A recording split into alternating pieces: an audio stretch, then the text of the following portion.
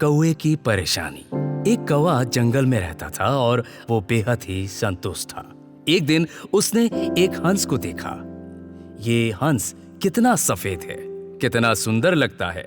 उसने मन ही मन सोचा।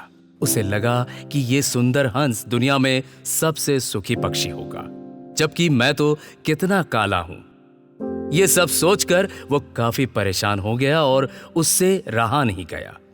उसने अपने मनोभाव हंस को बताए।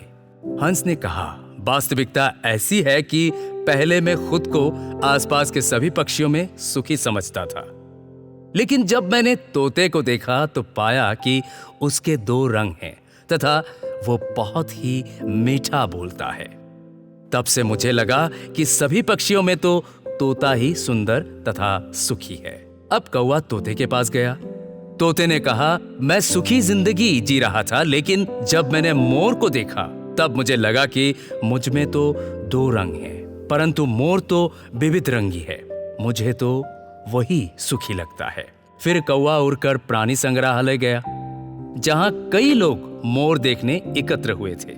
जब सब लोग चले गए तो कौवा उसके पास जाकर उससे पूछने लगा, तो तुम अति सुंदर हो, कितने सारे लोग तुम्हें देखने के लिए इकट्ठा होते हैं। प्रतिदिन तुम्हें देखने के लिए हजारों लोग आते हैं, जबकि मुझे देखते ही लोग मुझे उड़ा देते हैं।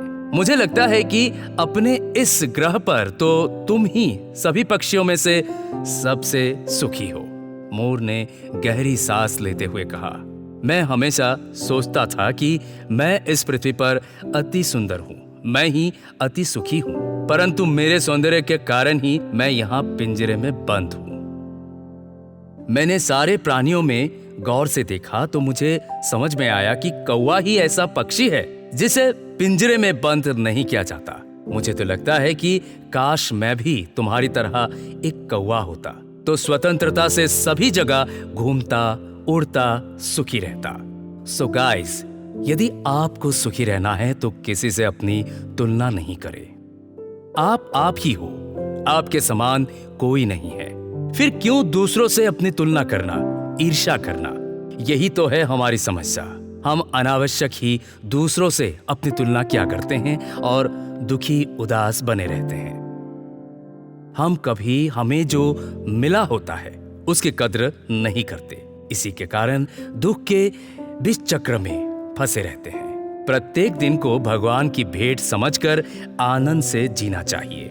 सुखी होना तो सब चाहते हैं, लेकिन सुखी रहने के लिए सुख की चाबी हाथ करनी होगी तथा दूसरों से तुलना करना छोड़ना होगा, क्योंकि तुलना करना दुख को न्योता देने के समान है।